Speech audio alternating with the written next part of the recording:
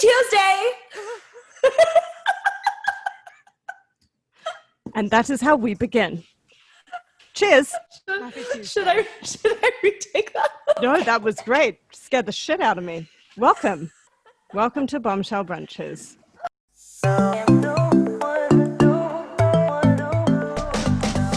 You're listening to Bombshell Brunches, where your hosts Raquel Rodenberg and Christina Lau sip and spill with badass babes every Tuesday morning.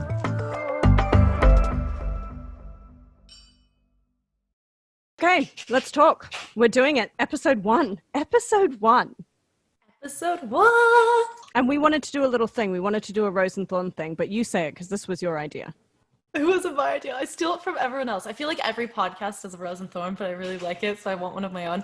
And then I tried to come up with a catchy little title instead of having it as rose and thorn, but it wasn't happening. So was it like pebble and shoe? What did yes. we said I don't even know. It was like tequila and champagne, like celebrate versus drink away your sorrows. I don't know. Then we decided that was not a good thing to condone. That was a bad look. Yeah, that was a bad look. I mean, I'll take the champagne, but now you know exactly what we're about.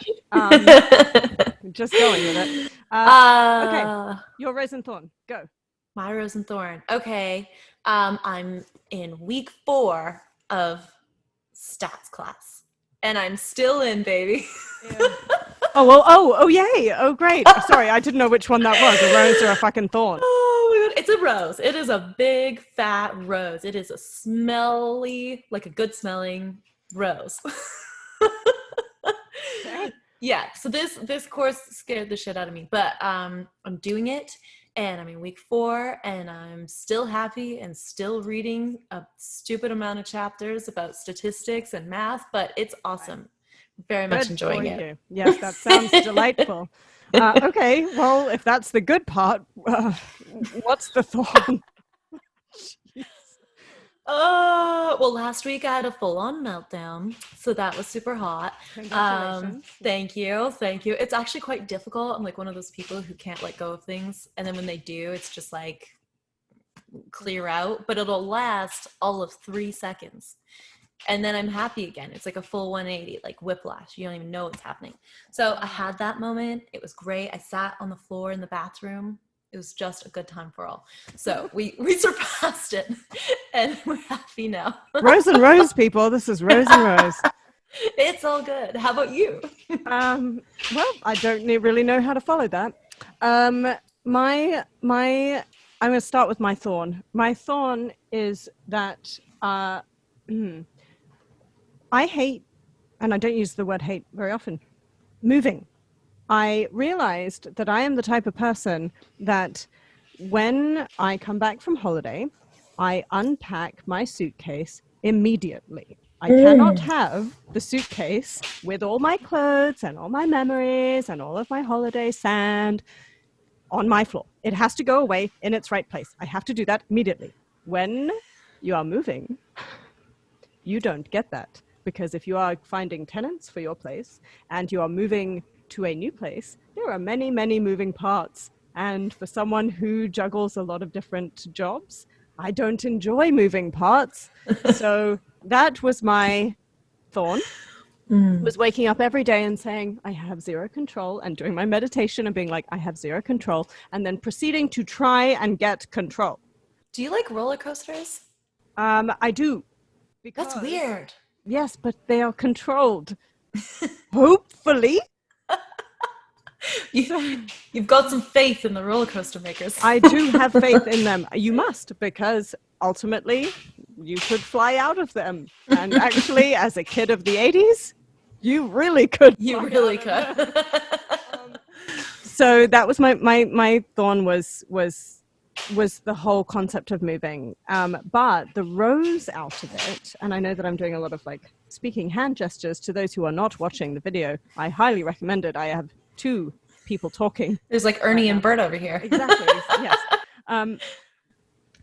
The rose was realizing that I am getting better at dealing with having my suitcase left out. That was actually the rose. And it's been really taxing, and a lot of things happened on top of each other, and it just became that kind of when it rains it pours. And one day I just took 2 hours to get out of bed and barely made it out, but I did make it out, and I was like, okay, tomorrow has got to be better. It just has to be better.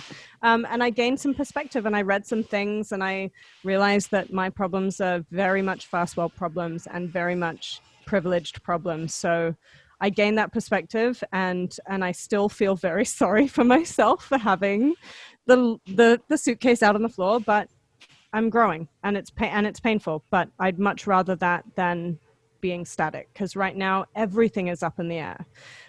So those are, I guess, our roses and thorns. And one of the things that is a pretty good segue into our first guest, and I'm so stoked to have Michelle as our very first guest, because she gives daily digestible insights and wisdom gems that allow you to kind of shift your perspective just a little bit, that gives you a lot of satisfaction. Yes, and leave us comments. Tell us what you liked. Tell us what you want more of. You can tell us what you don't like in a constructive way. Happy first episode. Happy first episode. Happy Tuesday. Today's podcast is bringing you a special guest. She is a digitally based stylist in Vancouver, BC, a branding expert, an entrepreneur, and an all-around badass babe. Please join us in welcoming Michelle from Michelle Style and Beauty. Hi, Michelle. Hi. Wow, what an intro. I need you to follow me around everywhere with that. Yes. And we were very lucky. Yesterday well, it won't be yesterday when you hear this. We were talking about being analytical and me being in my brain, and trying to do things in chronological order. But one day that happened at some point in the past of our lives, Michelle joined us for the Bombshell Brunches podcast photo shoot. So I had a chance to get to know her because Michelle's been friends with Raquel for how long? Oh, we've known each other since 2013, right? Yeah, I think so. Yeah. So yeah, a good amount of time. But I had never met you, Michelle, or knew what you did, and I was immediately blown away. I want to say, first off, just as a straight away call to action, go and check out Michelle's website, because it is beautiful. It's so beautiful. And I am really excited about diving into the stylist side of things, and the fact that you do so much digitally. I think right now our global audiences will be very grateful to know that there's someone available, as long as it's not in the middle of the night your time. Maybe it is, maybe that is okay. But I want to dive into a bunch of things, and I learned very quickly about you that you were extraordinarily generous. You ran outside with one of our other bombshell babes and said, I can take a photo of you, and you can probably use it for your headshot. And you had known Bernadette for maybe 5 minutes. And that says a lot to me about the type of person that you are. So thank you for being, firstly, so kind, so generous, and then so damn good at your job. So I want to talk about that job first. I want to ask you a little bit about the importance of personal branding and the narrative that you choose to send out into the world, and then what we should be choosing, or we could be choosing, to send out into our worlds. Yeah. So personal branding, it's become quite a trendy thing lately, but it's not a new concept at all. And the reason why I became so obsessed with personal branding was simply because I wasn't getting what I wanted in my own life. So last year, I decided to take a step back, and I decided to look at, what I was really putting out there on social media, putting out there with the places that I'm hanging out, just kind of an overall audit on my own life. And so I decided to look at my Instagram and delete 1,000 photos.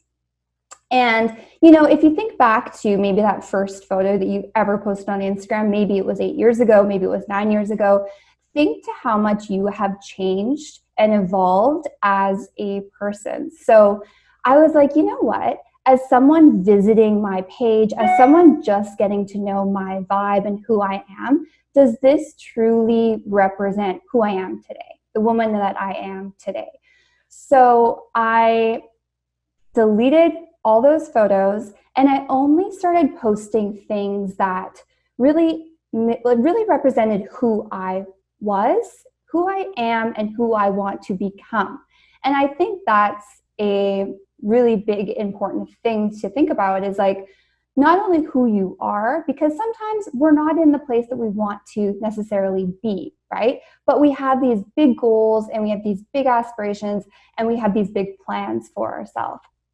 And so it's basically showing up as that person and stepping into essentially the better version of yourself. And a funny story, so when I ended up deleting all those photos and really just putting myself into alignment with who I really am as a person, I attracted the man of my dreams. And he ended up approaching me and finding me on Instagram and reached out to me. And I said, okay, like, guys will send you messages, right? Like, hey, what's up, blah, blah, blah. And he living in Toronto. I was now back in Vancouver, which is East Coast Canada, West Coast. And he was like, yeah, like, what's going on with you, kind of thing. And I was like, listen, if you're serious, you're going to come out here next week. And he did. And so he flew out the following week, and we haven't really been apart since. And that was in December. He ended up moving and bringing his dog, which is my little fur baby now. It's such my little like family is like come together finally on the West Coast, which is so cool. Can we just stop for a second and say, if you are serious, you have 1 week to get here. Like, I want to use that in everything. Like, if you're serious, you will arrive at my flat tomorrow. The thing is, a lot of women need to hear is that men are not stupid. If men want something, they will get it. And there's so many times that we make excuses as to why he's not calling us back, as to just all these excuses. And at the end of the day, if we want something, we're going to go get it, and vice versa. So that's a great example of how someone that's in the right place at the right time, he was looking for someone, obviously, and we made it work. And so, now we live together in Vancouver. I love that, because we've had another guest on the show that's talked about that my introductory story with her was that she came up to me and was like, I would like us to be friends. Like, it was a non-negotiable statement. It was like, this is what I want. I'm telling you what I want, and you can respond to it how you would like, but I'm telling you. And I think that that's a really lovely shifting tone for a lot of people who are raised as women and raised not to ask the questions and raised not to ask people on a date maybe, and, those sorts of things. So I love that you brought that up. I also definitely was trying so hard not to scroll down to the bottom and find my OG IG photo. But I want to ask about that, because I want to make a very clear distinction for our audience. Your Instagram is your style, your consulting, your business. That is who you are as a career. And I think that I would like you to just speak for a second about delineating who you are, especially with such a gray area, subjective industry as a creative. How did you decide, and what are your decision-making criteria around this is what goes on my personal Instagram, or this is what goes on my career-based or my business Instagram? Do you have two accounts? Do you suggest being the same person that you are as a businesswoman and woman? Talk about that. I don't know even the question to ask you. I just go there. No, I think I understand where you're getting at here. I believe that, so I'll take it back. I did this exercise. I do this exercise with all of my clients. And it's basically, what are your core values? And what is your vision and what is your mission? Just the same as a business would, right? You need to have your own vision, mission, and core values as a brand, because we are now talking about your personal brand. I have one account. I post everything that is true to me and true to my brand. And luckily they align really well. I've been in the beauty fashion industry for over 10 years, and I'm always finding out tips and tricks.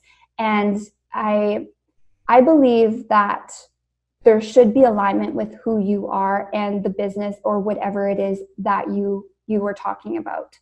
I think that it comes a lot more simple and a lot more natural.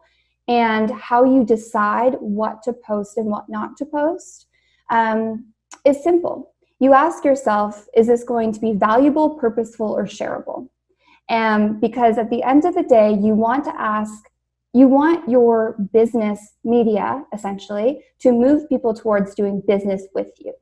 And I think that there's confusion between people taking pictures of food and things that are kind of like nice to knows. And I'm not saying you don't post stuff like that, but you maybe post it once a week, or you post it in your highlights or your stories and not on your main feed.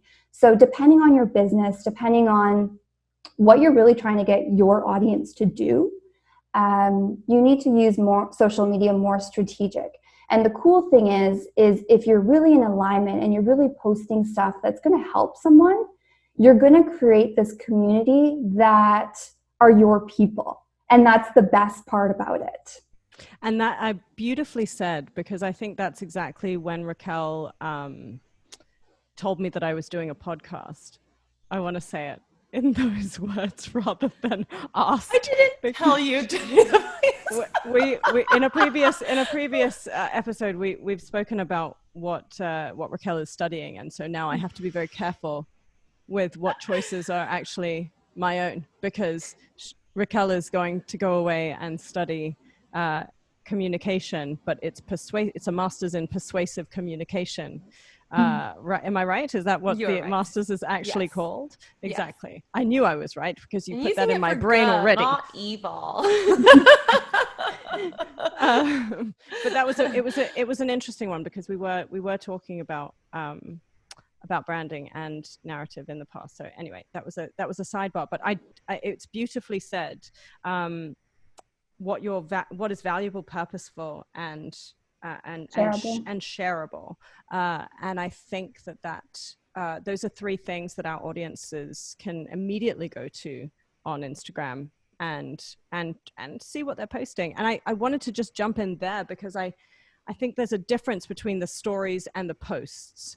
And when we're talking about narrative, and when you're talking about your narrative, I think I like that holistic presentation of self, just because social media, whether we like it or not, is a necessary medium to most creatives.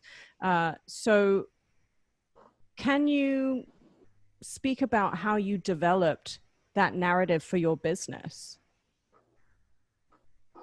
Yeah, so if we speak about my business as a whole, so I'm an image consultant and personal stylist, but I specialize in dressing right for your body type. Mm-hmm. So for me, it's a lot of education. It's a lot of showing things, like showing different outfits, showing easy ways to use pieces that you already have and make them look better. So as far as how I tell my story, it's basically posting things that make sense for that day. So I know that a lot of people will have feeds, and they'll be like, okay, Monday's motivational, Tuesday's this, Wednesday's this, and they'll have a theme, for their Instagram. The most important thing is that whenever you're creating a brand, whenever you're wanting to up your game in Instagram, is that you have one person that you're talking to, and that dream client, that ideal client. And so I have a photo of my dream client and every detail you can think of imaginable. And every day, or when I'm creating my content, I think to myself, I'm just going to call her Megan. What is Megan thinking? What is her struggle today? And, with COVID and everything going on, maybe she's used to going out for a Sunday brunch, but like, guess what? The restaurants are closed. She's not doing that. So like, what is the thought going in her head? And that's how I create content. So it's more so about my audience. It's less about me. So if you think to yourself when you're creating your story, how can I add value and how can I help the Megan or whoever that person is for you that you're speaking directly to, your story will be a lot more compelling. I love that. Sorry, Raquel, you were about to say something. I was going to say, I think that actually helps people across the board. So I know obviously that's going to help an entrepreneur, that's going to help someone who owns their own business, that's going to help, artists or creatives, but it's also going to help people who are just trying to get further in their career. So whether that, like, even if you're working for someone else, I can really see how they can use the tips that Michelle is putting out there to further their goals. So basically what you're saying is approach social media with a goal. There's an end result that you're looking for. So if you're trying to become a partner in the firm that you work for, what can you be posting that's going to make you look like a really good candidate? So if you're already posting that there, if you're already lunching at the same spots, as Michelle said, go to the places, like show that you are the person you want to become. You're going to different seminars, you're taking different courses, you're bettering yourself here and there, you're whatever, you won this client, you talk about it. So if you're allowed, not all companies will allow you to talk about that, depending what role you're in. But if you can kind of start taking that avenue where you are approaching social media with a goal in mind, an end goal, then I think you're able to keep a much more, you're going to be able to use it to your benefit, but also you're going to be able to kind of keep that safe space of your personal life to your own, which is really interesting because we just spoke to an artist and we were talking to her about that. So she was saying, when she's posting on social, that she was trying to keep her personal life personal, but still wants to put a part of her out there. And she's an artist, so she's, audience facing, so she has to share certain aspects. So then how do you choose what to share? Well, you think back to your goal, and then you think back to your audience. So this is my goal, and then how can I help my audience with this information? And at the end of the day, it's not really about you. It's your brand. Yeah. And your story connects to your audience. And so, if you've gone through some trauma in life, maybe you had a rough upbringing, whatever it may be, and you feel the need to share that story for whatever reason, you're being called to be like, I need to share this piece. If it makes sense with your overall brand, go ahead, but it needs to loop in to some kind of teaching. It doesn't need to be just this post and how XYZ happened to you when you were little, and that's it, because then it kind of makes people feel like, well, am I supposed to comment? Am I supposed to like? This is kind of, left field from what this person normally posts about. So if you're feeling called to share something maybe more personal, that's how I would tie the two of them together, is to have a teaching, have it somehow, a story that goes along with, if you're, producing music and this happened to you. So trying to tie it into the context of the comment. And I think that's, just going back to that point, I think, Raquel, you said it so well. Once you know who you are and you know what you want to give, and you know who you're giving that to, then I think you've got this perfect trifecta of being able to deliver meaningful content to whatever audiences that you've decided upon. And then you decide what's valuable, what's purposeful, and what's shareable within that sphere, right? To those people. So I love that. That's great. And so let me just move on to the fact that you touched on something earlier. You went through to your first Instagram photo, you saw who you were, and then you presented who you are now and what you're stepping into. I like that you say it in those two facets. Who you were was running a different business entirely.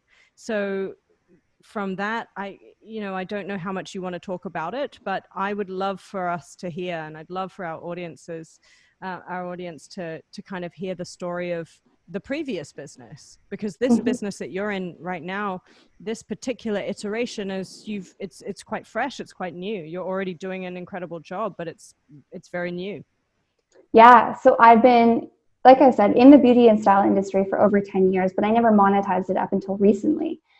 And Previous to this, I owned a CBD infused tea company.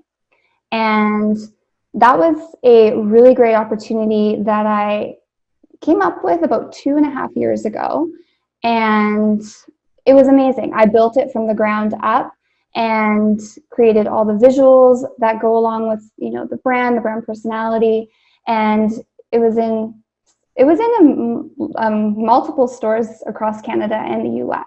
So just for audiences that don't know, the CBD is, well, actually explain what that CBD is, who it's helpful for. Yeah. It's a good topic. So CBD is essentially a part of the hemp plant. And you can get CBD from a couple different places, but it is really great for helping with anxiety, with helping with overall relaxation of your body. And it's essentially coming from a plant. So there's a non-psychoactive component to it, so it doesn't get you high. It just kind of, best way to describe it is it just kind of mellows you out. So it brings your body into equilibrium. So if you feel like you're a bit like go, it just helps to slow down the whole without any of the side effects that we think are so unfortunately marred with marijuana hemp-based use, right? So yeah. it's actually a pretty exciting plant-based topic that we can always come back to another time. But yes, so thank you for that context. So what was it like? Tell us about the business itself. What was it like starting it? How did you decide, and when did you decide that it was time to move on? Yeah, so I had actually started this company with my ex-boyfriend, and he has been in the industry for a really, really long time. So a lot of the connections and the people that I was surrounding myself with a lot of the times were through him. And so after we broke up, it was a friendly breakup. Like, we were completely mature about it, which is really nice. Lovely. But I just kind of still felt like this was his thing, and I was ready to go back to beauty and styling. And there had been this kind of push-pull in me because I know that's what I loved. But I was kind of had this like fight inside of me that was like pulling me to do like, this is what I should be doing. I should be, because I got our license to end up growing hemp. And I went to a lot of different conferences last couple of years. And so after the product launch, I was actually going to grow as well. So that was kind of like the path. And we have some property, and that was what I thought I was going to be doing. But at the end of the day, I was like, you know what? I love CBD. I think it's a fabulous product. But my heart just wasn't in it. And I found out it wasn't in it because it felt like a struggle every day. And so I think the combination between that, like, you're making excuses for why things aren't getting done, and just this overall lack of motivation, to be completely honest. And, I should be excited because I just got a huge wholesale order, but I was just like, like, I just didn't care. And I was like, at that point, when you lose motivation with anything that you do in life, you got to check yourself. And you got to think to yourself, is it the weather? No, you can't blame it on the weather every single day while you're feeling, unmotivated. And so just taking a really deep look, and I was like, I need to get out of this. I don't want to do this anymore. And I kind of felt like a failure, to be honest, because it was like I'd started this thing and everyone knew me for this thing. And now I don't want to say I attached my identity with it, but a lot of people knew me for this. And so it was kind of a funny feeling to go through, because it was like, okay, well, no, like, I'm Michelle, I'm, and separating yourself from the work that you do. So yeah, it felt really, really good though. It was scary to tell everyone that I was no longer involved in this. And it did kind of go on for a couple months longer than it should have, just because I couldn't fully let go. I'd get a few orders and I'd be like, okay, just these last ones. Okay, just these last ones. And then I was like, finally, no more. Like, stop doing just these last ones. And so I cut ties with everything to do with that. And And that's when I went on this personal styling image consultant journey.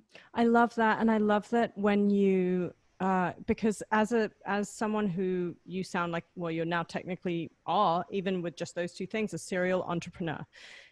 So few women are to begin with.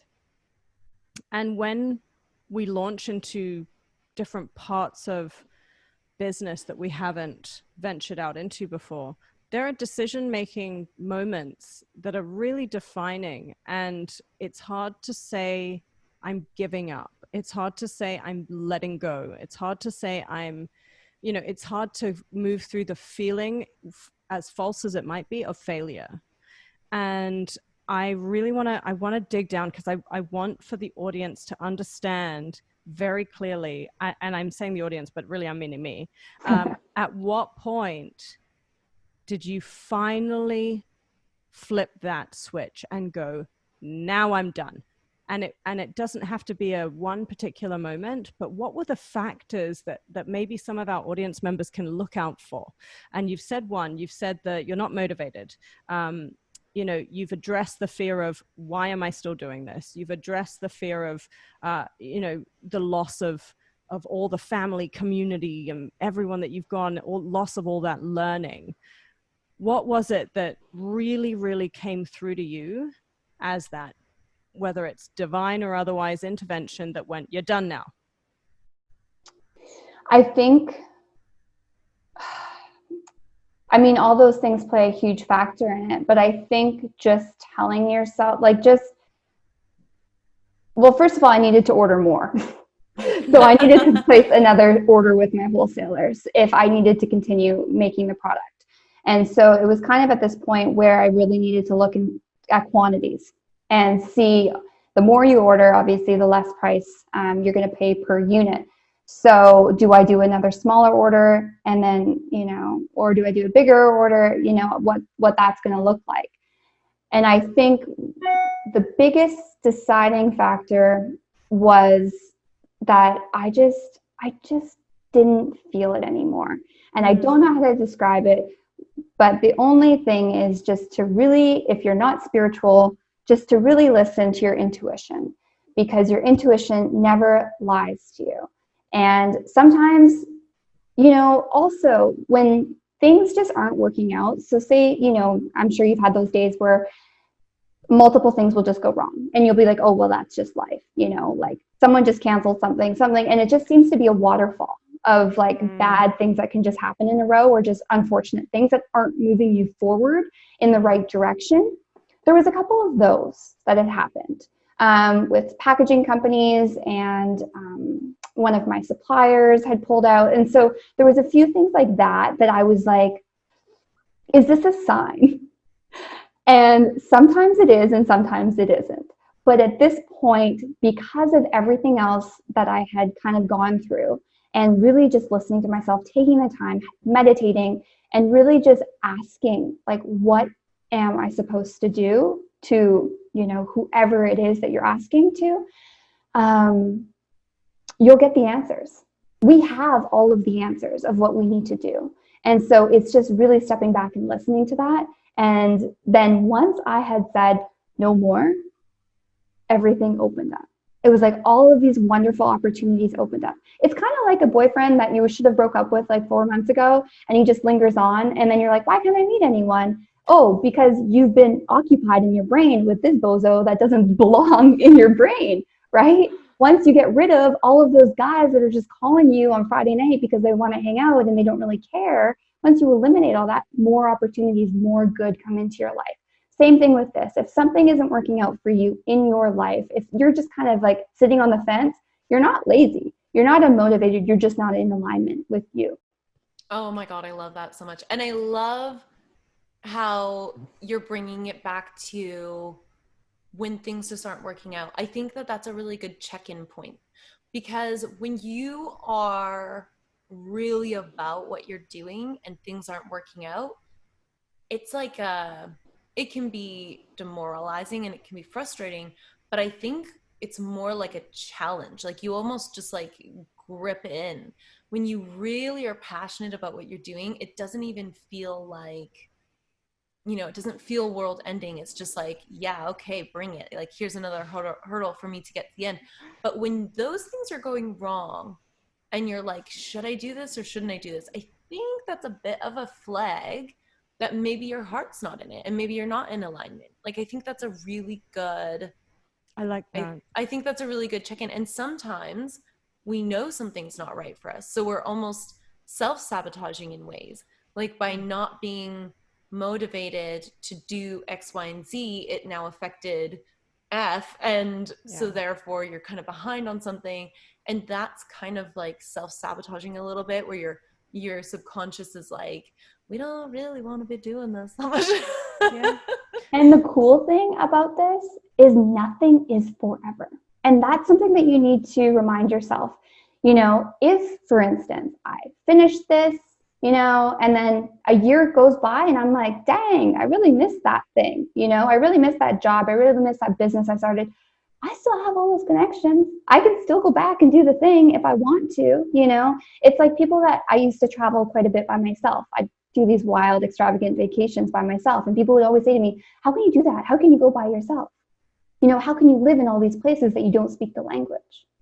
And I would simply say, if I didn't like it, I'd go back to the old routine. I'd go back, I'd jump on a plane and I'd toodaloo, you know? And the same goes with this.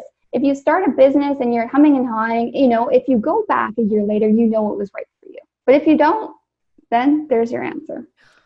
Oh, I love that. That's echoing what I did as well. I was in the music industry. I was working on the business side of the music industry. Loved it. Loved the people in it. Like I had so many. That's where Bombshell Brunch started. That's how we met. And then when I left it, I echoed exactly how you felt. Like I felt really. It was like kind of a sad parting, but I was also kind of done for a minute. I needed something else, and when I was ready to kind of come back, it just hit me. And I'm not back in the music industry. I'm back in a slightly different way. I'm working with the people that I loved from it to create this podcast, to interview them, to bring that community and kind of share it with more people, because the community was really what was so amazing about it. But that industry wasn't the right fit for me. And as much as I loved it, there were so many, I could give you lists of things that I loved about working in it. There were also things that just didn't work. They just weren't a good fit. And so at the end of the day, I was like, okay, if I'm, you know, having a scotch too many every night after work, maybe it's saying something. I like the self-audit. I like the self-audit sentence that you kind of gave right off the bat, right at the start of this interview.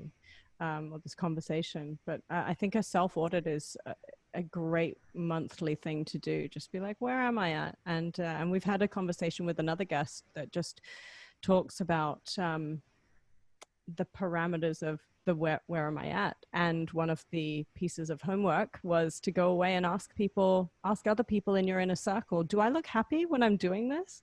Am I actually happy?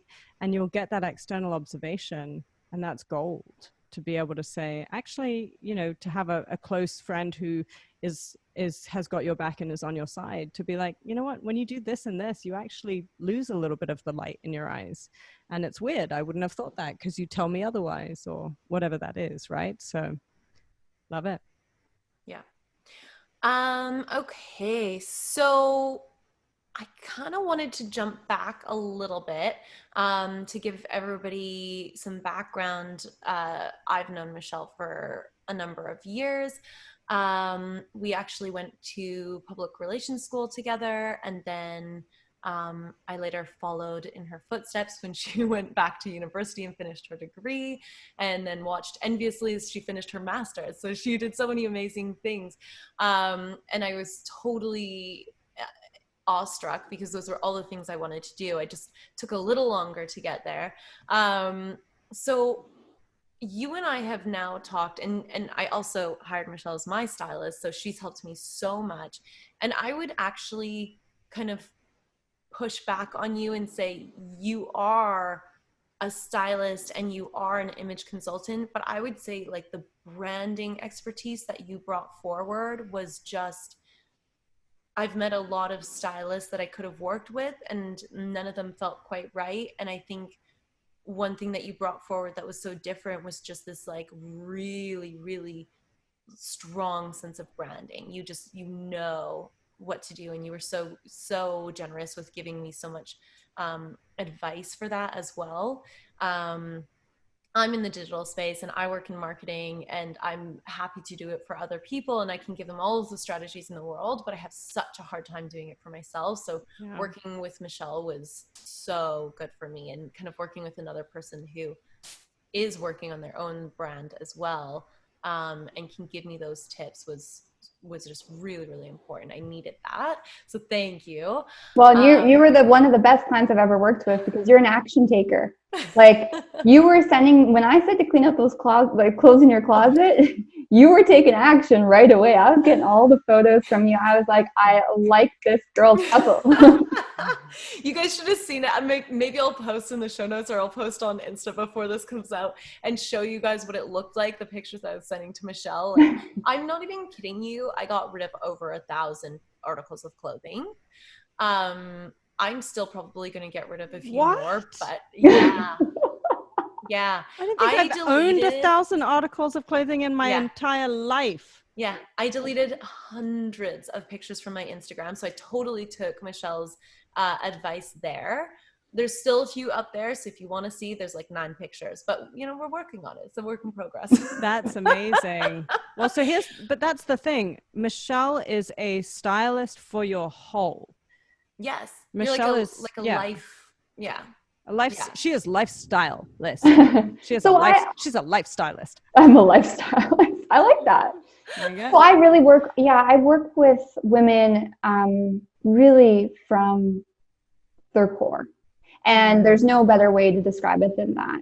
I figure out who they are. I figure out what makes sense for them, their lifestyle, and I visually communicate that with image. Because I think there's a lot of times that women come to me and they're like, I want to look like this, or I want to look like that. And I'm like, that's cool. But like, tell me a little bit about you. Tell me a little bit about what you do day to day, because would I like to wear a ball gown every single day? Absolutely. Does that make sense for my lifestyle? No. Like, you know, I'm walking my dog all the time. And so it's really finding who you are and what makes sense for your lifestyle. And so I dig deep. So I do dig deep in my work that I do with women. We like a deep dive. You know what? I was so impressed. I had such an amazing time working with Michelle. It made a world of difference. But kind of going back to me following in your footsteps, you went off, you took your master's, we did PR school. You actually started, I think, as a hairstylist first, right? Mm-hmm. Okay. So you and I talked about, you know, the progress, and I feel like as women, I'm trying to think of the best way to put this, but we tend to self-doubt a lot. So there's a lot of negative self-talk. I know for myself, when I applied to this master's program, I knew 8 years ago exactly which program, exactly which school. I knew what I wanted. I pretty much always know what I want. And then it's just the process of getting there. But I really did drag my heels. And part of that was because this was my big end goal. This was the big thing that I wanted to go for. And I was so nervous to apply because I was nervous about being rejected. And I thought, what if they don't want me? What if, you know, I'm not good enough? This is a really highly acclaimed program. It's in the sciences. I'm in the arts. Like, oh, in high school, I wasn't good at math. I'll probably not be good at this. You know, all the self-talk that kind of comes in, and all of the things that people told you when you were young. I know Christina and I have talked about this. Michelle, you and I have talked about this separately, but, you know, I used to be super blonde, so people kind of throwing out their dumb blonde jokes or whatever.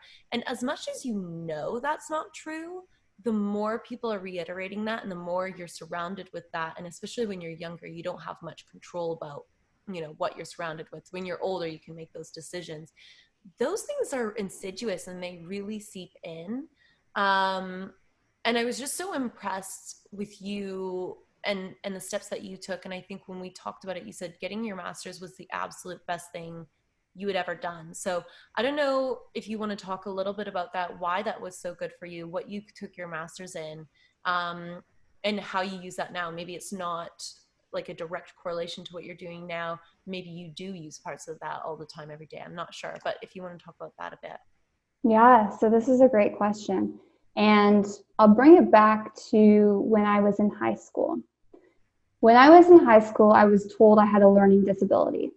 And so I used to go through all of my classes with a special teacher who would basically read things to me and help comprehend things. And, whenever I had tests, he would be there, essentially really helping me out, helping me get through high school. And so there was an opportunity that came up in grade 10 to go to hairdressing school. And so I figured, this whole school thing is not for me. I'm going to go to hairdressing school because maybe that's more me. So I went to hairdressing school when I was in grade 10 to grade 11. So I basically missed those 2 grades, and it was a part of my high school. So you still got credits for it. So I still graduated. So I did the hair thing, and that was great. Graduated high school, and then went on to become a hairstylist. And I think because of the programming that had happened in high school, being told that, you're not smart, you don't know how to read and comprehend information, it's not that I didn't have any hope for my future, but I was definitely like, meh, maybe I'll just continue to look pretty and things will just work out, And then it got to the point where I was like, I don't want to be a hairstylist anymore. There's something else. I want to be in business. I want to do really big things in this world that make a big impact on many, many people. And so I was 24 when I went to the PR program where I met Raquel. And, I had been working for Jägermeister. I'd been working for Grey Goose, and I had been doing a lot of different bar work and clubs and stuff like that. And then at 23, I decided it was time to go back to school. And so I did the 2-year program. And I remember even previous to the master's degree, walking across that stage and getting a diploma in public relations, I was like, there was a swagger in my step. I was like, yo, I got this paper. Like, it was an incredible feeling. And to anyone listening that has been told that, or maybe it's just you're your own worst enemy. You don't feel like you're smart enough and good enough to do these things. You are. And it's just about finding people that support your vision and what you want to achieve. Because if you hang out with people that don't think big and that don't agree with the things that you want to achieve, you're going to constantly have that self-talk, which is like, no, you can't do that. Plus, you've got these external people that are chirping and saying these bad things. There's no wonder why you're not making any progress in certain areas of your life. I love that. I think that's a really, I want to hit home on that point for a second, because if it's your self-talk, then prove yourself wrong. Like, take yourself out of those circles. Understand that the path of least resistance for our brains is to stay comfortable, and that sometimes is to be in circles where we aren't told that we can do anything we want, because our brains tell us that we've grown up that way. If you have a past where society or people or a combination, whatever factors have affected you to think in a certain way, I would definitely encourage all of our babes out there to challenge that as soon as you get that intuition or that guide or that feeling or that little moment, because no one else can prove you wrong.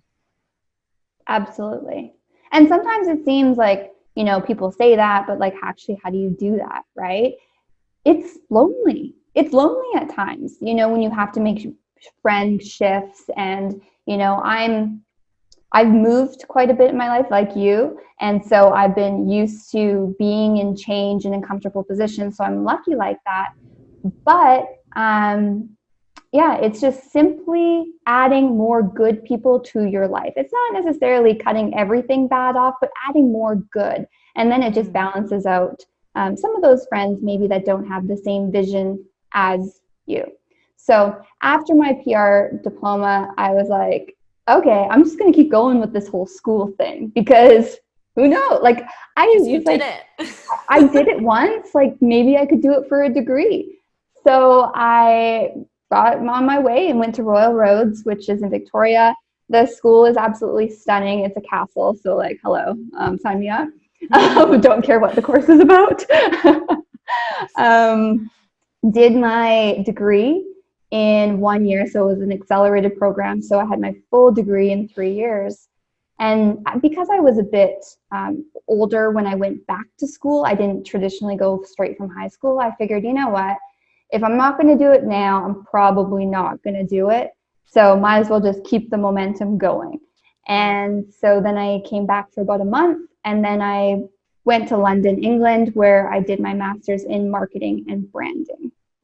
So to answer your question, Raquel, yes, I am still using the branding and the marketing that I learned in my master's program, but just applying it a bit differently. Yeah, that's awesome. I'm just so proud of you. And I have to say that is so true. And that's rung so true for me as well. And whether it's school for you, like for some people it's school, for me, it's definitely school. Like school has always been really important to me, and learning has always been really important to me. But maybe for someone else, it's just getting their dream job. Maybe it's, putting their art out there. Maybe it's releasing a song or writing a book. Whatever it is, you just kind of have to go for it. And then you can always fail, and it's okay to fail. And if you do fail, then you learn from it and you do it again. Mm-hmm. Like, I only think it's failure if you give up. It's not really, we need And a different sometimes word. it's okay to give up. It is okay to give up a bad relationship. It is okay. If it's not right for you, for sure. And let it fucking burn. Sometimes it's okay to burn things. I mean, not it literally. Arson is not condoned on this podcast. We do not condone arson. Only if they're roasting marshmallows. I was going to say. Roasting marshmallows. That is it. No dumpster fires. Thank you very much. Yeah. All right. Well, let's just dig into what you do best. For our audience, can you give them a few tips and tricks on getting their appearance to match where they are right now and who they want to be?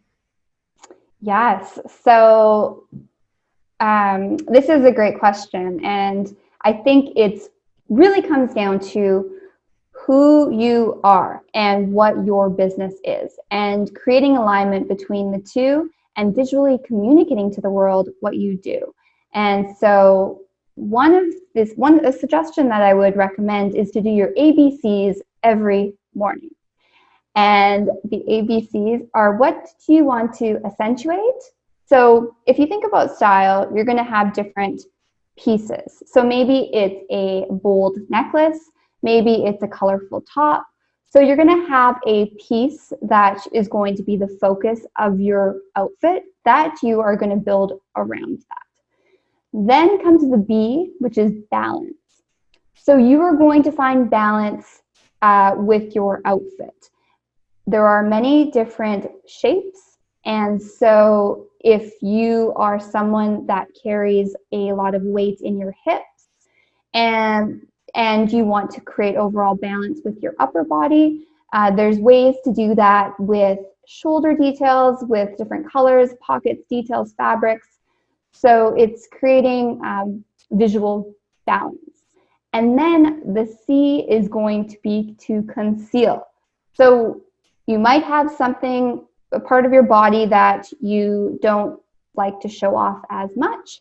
So it's coming up with a way that how you're going to conceal that part. So the way that I like to say it is to do your ABCs every time that you get dressed is a great guide to creating your own style and feeling the most confident in the outfit that you choose.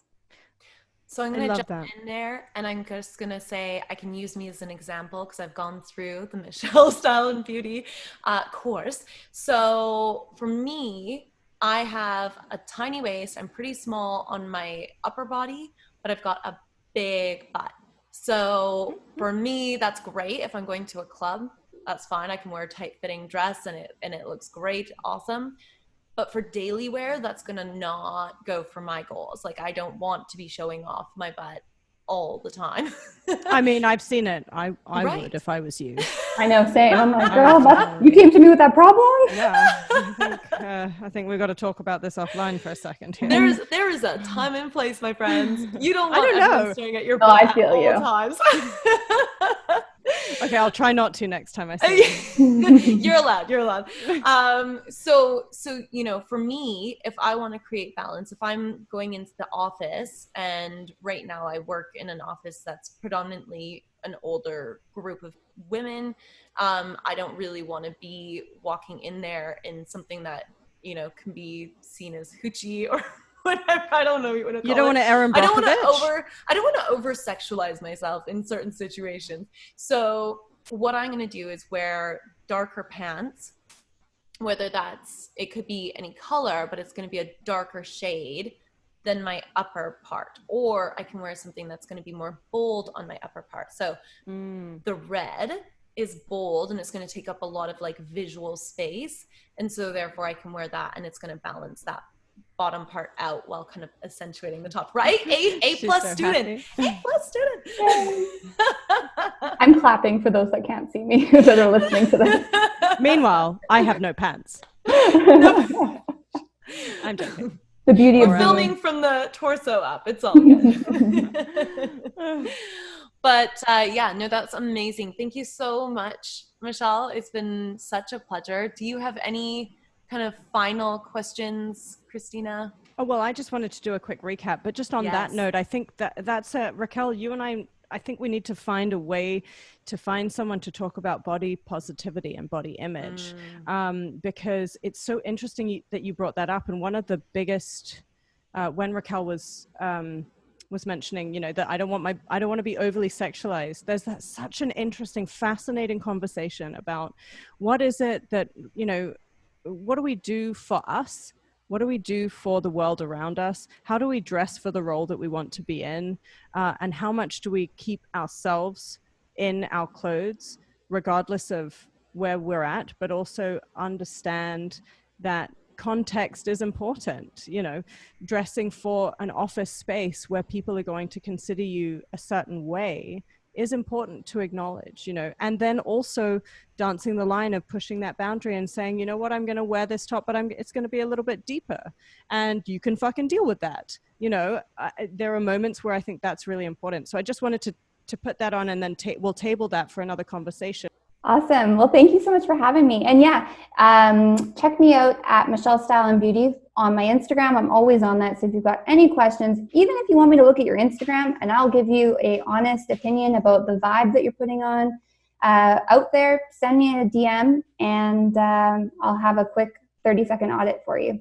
Love that. I am going to do that right after I have decided whether I want to keep my original Instagram image. I'll be nice. Thank you again. Oh, please don't be. I need to learn. Thank you again, Michelle. Yes, we'll post all of your Instagram. And please, like I said, join Michelle's mailing list. It's got lots of information. Her website's beautiful. And it's just to reiterate, it is michellestyleandbeauty.com. And thank you so much again. We look forward to bringing you back because we've got more to say. So, and You've got way more to say. Thank you so much. Thanks. Thanks for listening, Bombshells. In order to continue to elevate, subscribe and don't forget to click that little bell so you can get notified every time we have a new badass brunch. Until next time, stay focused, fierce, and